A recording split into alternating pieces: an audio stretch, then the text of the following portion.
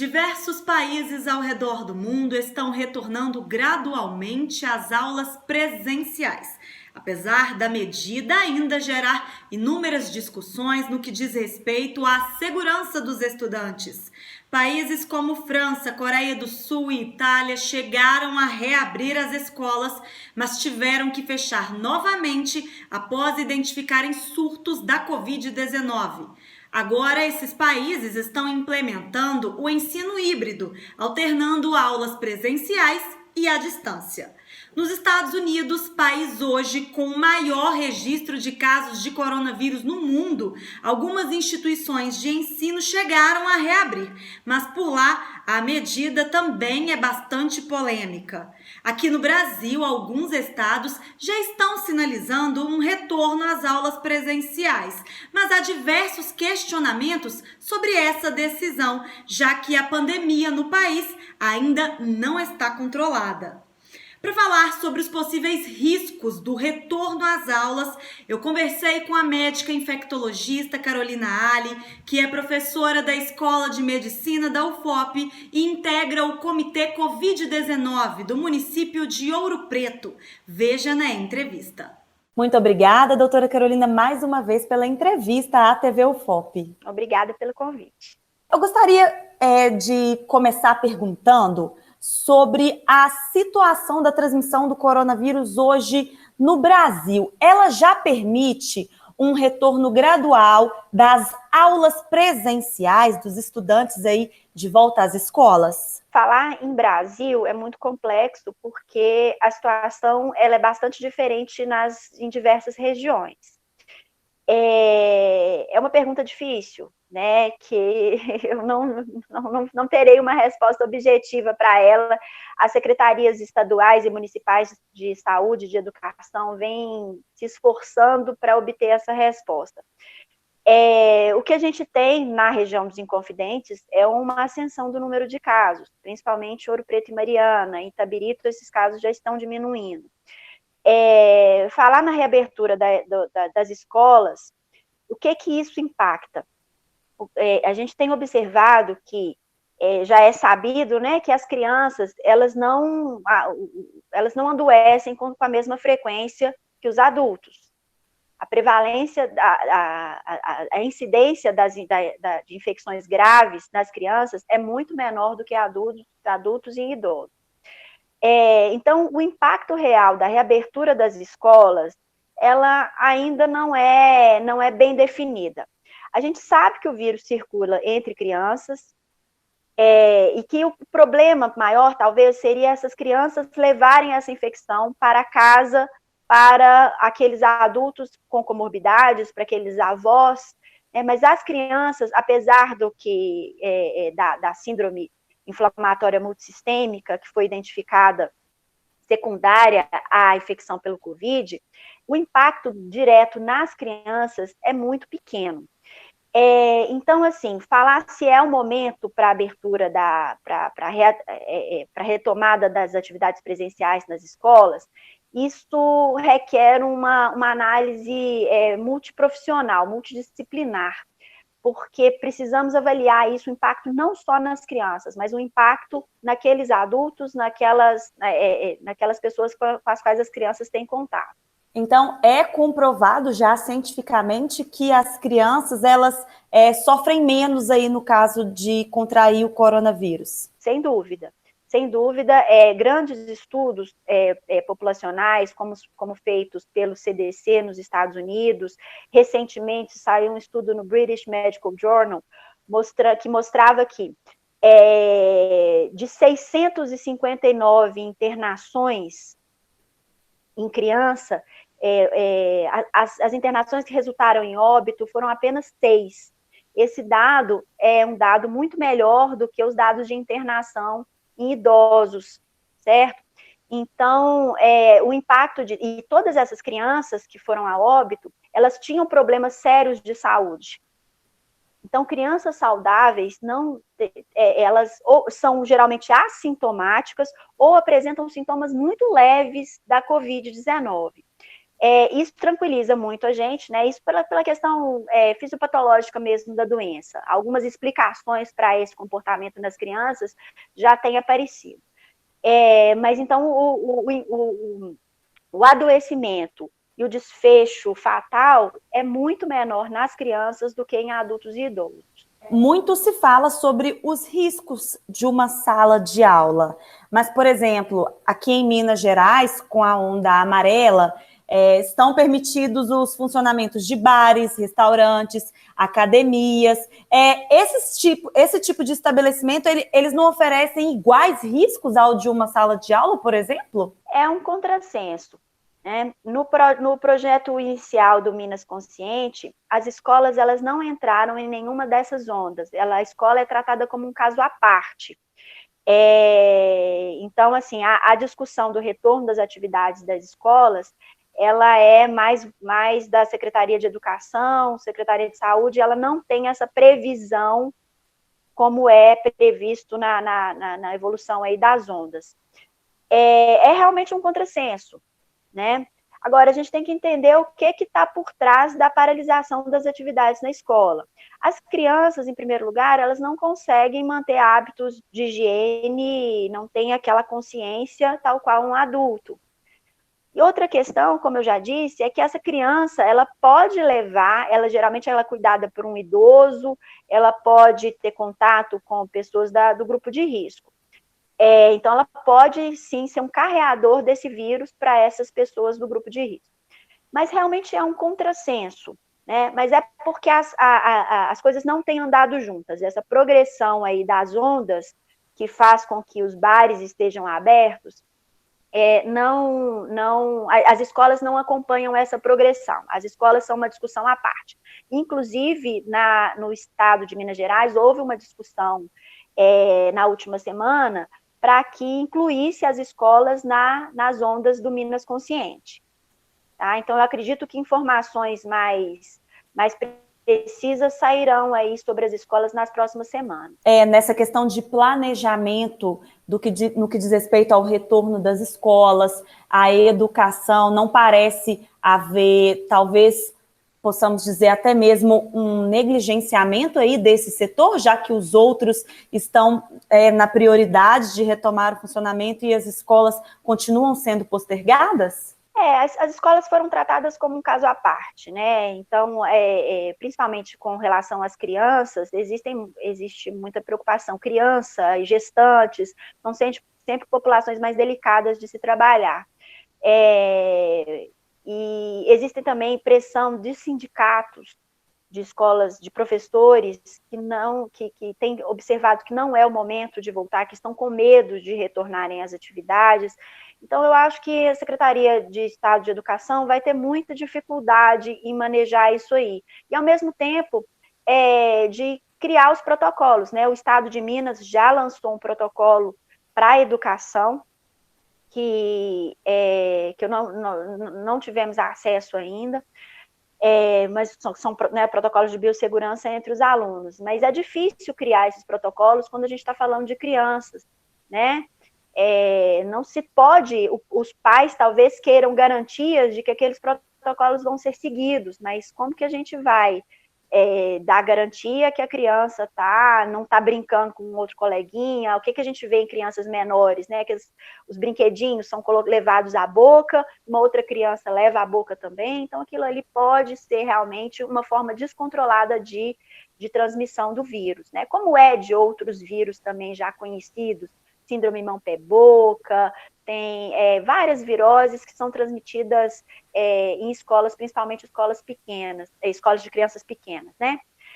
Então, assim, é difícil falar dessa questão dessa negligência, porque eu acho que é de uma responsabilidade muito grande a reabertura das escolas, né? Eu acho que estamos caminhando para isso. E, além do mais, existe a questão também do novo planejamento das atividades didáticas.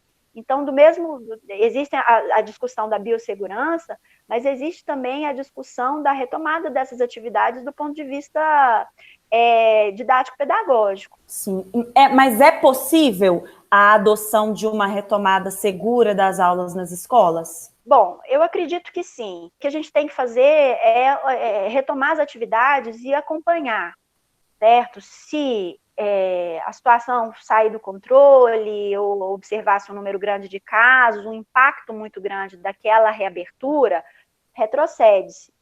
Então, eu sou muito a favor dessa avaliação. Claro que é muito difícil você estruturar uma escola, estruturar. O próprio município já tem muita dificuldade de obter esses dados e analisar esses dados. Mas eu acho que a escola, né, poderia ter algumas ferramentas para observar, e o Estado, claro, né, auxiliando isso aí. Quando eu estou falando Estado, eu estou falando o Estado como um todo, que atuaria tanto em escolas públicas quanto privadas, e observar o impacto disso aí, né? Porque é muito complicado a gente ficar esperando a vacina de forma efetiva. Eu acho que estamos muito próximos da vacina, mas a gente atrelar a abertura a retomada das atividades com a vacina, eu acho que é muito complicado, porque a gente não sabe como ela vem, para quem vem, quais serão as indicações, como será o acesso disso, ou mesmo se os governos vão conseguir comprar e aplicar essa vacina em larga escala num primeiro momento. Então, eu acho muito complicado atrelar essas atividades à disponibilização das vacinas. A minha impressão, a minha opinião pessoal é que essas atividades fossem retomadas de forma gradual e que houvessem mecanismos de avaliação local daquele impacto, do impacto dessa reabertura. À medida que formos ganhando confiança de que o impacto não é tão grande assim, e isso vai acontecer de forma escalonada. Primeiro inicia-se certa faixa etária, e depois vai progredindo. Eu sou dessa opinião. Eu não sei, volto a dizer, eu não sei o protocolo de biossegurança do Estado, qual é o conteúdo dele, tá? Mas a partir do momento que o Estado libera esse protocolo, eu acredito que já há a preocupação da retomada em breve. Alguns países têm adotado um sistema de ensino que alterna entre aulas à distância e aulas presenciais. Isso é uma opção? Sim, inclusive em pesquisa recente feita na escola das minhas filhas, a maior parte dos pais manifestaram-se a favor dessa retomada mista, com atividades presenciais, com uma redução da carga horária,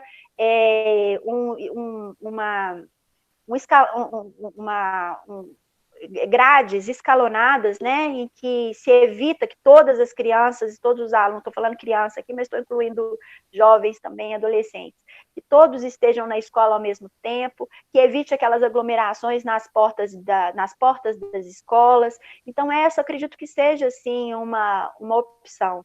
Né? Mais uma vez, como sou professora da UFOP, a gente trabalha muito com ciência com dados. Então, eu acho que dados têm que ser produzidos a respeito disso. Não basta ficar somente na opinião, né, de algumas pessoas, de um grupo de pessoas. Então, assim, acho que as crianças têm que ser testadas. Tem um projeto de pesquisa em andamento na região dos Inconfidentes, que avalia a prevalência de anticorpos nas crianças em idade escolar. Isso vai trazer muitas informações para a gente, para a região. Então, eu sou dessa opinião. E aí, no caso, quais medidas de segurança serão necessárias para um possível retorno das aulas presenciais? Bom, a gente teria que dividir isso em faixas etárias, né? Porque quando a gente está falando de escola, estamos englobando várias faixas etárias aí no mesmo grupo, né? Então, assim, identificar quais que são as fragilidades para cada faixa etária e tentar cercar aquilo ali, né? Eu acho que a porta da escola é um momento de grande aglomeração de adultos, né? De crianças. Acho que sempre incentivar a higienização das mãos, a questão dos brinquedos na primeira infância, brinquedos que são compartilhados, se a criança puder ter os próprios brinquedos, mas a gente sabe que isso tudo é muito difícil, né? Para adolescentes, reforçar a questão do uso da máscara, né, dessa obrigatoriedade do uso da máscara. Então, acho que isso aí vai depender da faixa etária com a qual estamos trabalhando. E quais os riscos de um retorno precoce das aulas presenciais, por exemplo? O risco seria aumentar o número de casos entre idosos, né, principalmente, entre pessoas com comorbidade, com as quais essas crianças tenham contato, e aí voltar aquilo aquele medo, né, que tem sido tratado desde o princípio, que é o colapso da saúde, né, necessitando de mais internações, mais leitos de internação, e impactando aí na saúde, né. Recentemente, em São Paulo, o Estado de São Paulo tentou retomar atividades das escolas, mas observou-se que várias crianças tinham anticorpos contra o SARS-CoV-2, mostrando que já tinham entrado em contato com o vírus. Então, eles preferiram retroceder e suspender novamente as aulas, mas isso não chegou a gerar um impacto no número de internações. Então, eu acho que é essa discussão que a gente tem que fazer, porque o risco maior é que essas crianças são carreadoras. Elas não adoecem, eventualmente adoecem, mas geralmente não adoecem, mas podem levar. Então, nós vamos ter que monitorar não só as crianças, nós vamos ter que monitorar esses familiares. E o impacto dessa parada brusca e prolongada do ensino para as famílias, para as crianças, quais as consequências disso? Bom, são inúmeras, né? As crianças, elas perderam não só em conteúdo, mas também em socialização, né? Então, o impacto tanto pedagógico quanto psicológico é muito grande. A gente tem notícias de crianças que levaram isso ao extremo e hoje estão com medo de sair de casa. Então, se para o adulto, né, trabalhar com essas informações já é complicado, com a criança que não entende por que não está podendo visitar os avós, não está podendo chegar perto de pessoas que gosta, e não está tendo contato com os colegas, e isso é muito complicado. A gente pensa nas questões pedagógicas, mas isso talvez as crianças, a gente fala que elas são muito plásticas, elas se adaptam bem. Então, o que tem sido cogitado para as escolas públicas é trabalhar o ano seguinte com 2 anos em um só.